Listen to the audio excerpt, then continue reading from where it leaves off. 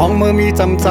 หักใจก็เลี้ยวตาปุ่นใจเสือเมื่อยอมเผ็ดปันไหลกูลองอำโมหูตั้งหักน้องมีกาขันเก่าเลยเฮ็ดหายนำใจมือน้องอำบ่ลุมลาไว้ตั้งหักวันอันมือปันกุมหามึงตั้งเกี่ยวสิไว้ปันมือน้องเจอตกน้ำตาไว้มือนางไปมือปีขึ้นหูโดต้องเจอในก็โปตกเดือนกว่าเยาบอกอันลมท้องปัดปิวต้องลงตนอำจางขึ้นกี่แทงเมื่อกำสองมันซึ่งเมื่อดังเก่าก็อำจางขึ้นจำเมื่อเร็วเมื่อปอมีก็เมื่ออันกึมหักปีเลอใจเยาลูทุกเม่นเยาที่สู่จังจานต่อปีก็เปื้อว่าปีเป็นคนเตรียมลีตาปุ่นใจยามเลี้ยวไหนก็เลยเจอเนียงเจอคือที่เมื่อมีน้องหิมจำในและพันทองเพิ่งปันเมื่อยามเจ้าก็เงินกัดไว้มันคือเตอุ่นนั่งมันเมื่อน้องอยู่โฮมค้างยืนเรียกอยู่ยามคำขึ้นเย็นก็เอามันเกี่ยวเสือเจอเลยเย้าน้องเอ้ยลมทองไว้ก็มีต่างกันเย็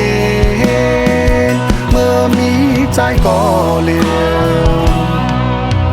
ป่วยขึ้นมีไว้หอยหักเจอวันหลังแซวไอหอมแลตั้งเขียวพังอ่อนเมื่อเลี้ยวใจหูเย้าว่าต่างหักสู่หักเนื้อใจนั้นนำใหญ่เจิงหืออำจางขึ้นหักกันขึ้นหนังเหมือนวันหลังก็เก่าขยอมน้องโตขึ้นแสนห้องเพลงความลาดเธอเมื่อหูถือ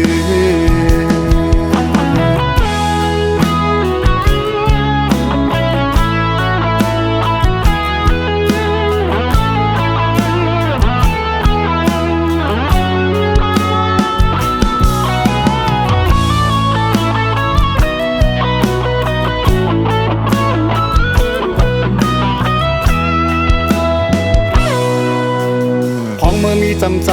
หักใจก็เลี้ยวตาปุ่นใจเสือเมื่อยอมเผ็ดปันไหลกูลองอำโมหูตั้งหักน้องมีกาขันเก่าเลยเฮ็ดหายนำใจมือน้องอำบ่ลุมลาไว้ตั้งหักปันอันมือปันกุมหามึงตั้งเกี่ยวสิไว้ปันมือน้องเจอตกน้ำตา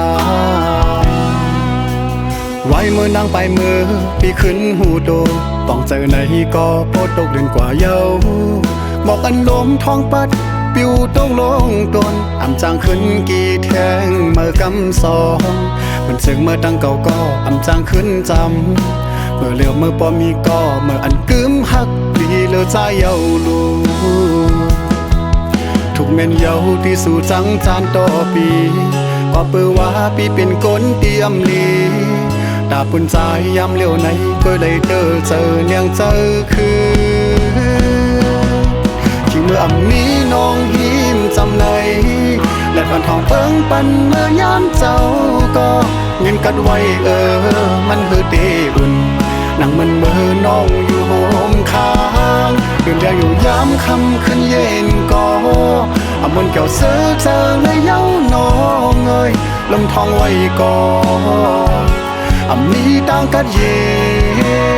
นเมื่อมีใจก็เลี้ยวป่วยขึ้นมีไว้หอยหักเจอวันหลังแซวไอหอมแลตั้งเขียวพังอ่อนเมื่อเลี้ยวใจหูเย้าว่าต่างหักสู่หักเนื้อใจนั้นนำใหญ่เจิงหืออำจางขึ้นหักกันขึ้นหนังเหมือนวันหลังก็เก่าขยอมน้องโตขึ้นแสนห้องเพลงความลาดเธอเมื่อหูถือ